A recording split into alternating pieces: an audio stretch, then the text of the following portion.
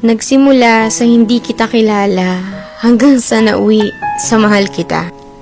Parang kailan lang pa-scroll-scroll ka pa sa social media, lalo na pag boring ka. Yung tipong tamang like at shared post lang pinagkakalibangan mo. Wala ka naman sanang plano pumasok sa relasyon, pero biglang isang iglap may dumating sa buhay mo para mahalin ka.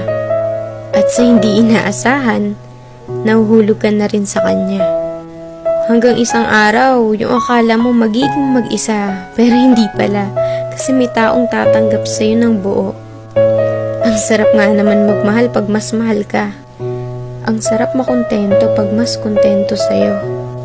Hahanap ka pa ba ng iba kung sobra-sobra na siya? Kaya nga sana wala na lang niloloko para wala na lang nasasaktan.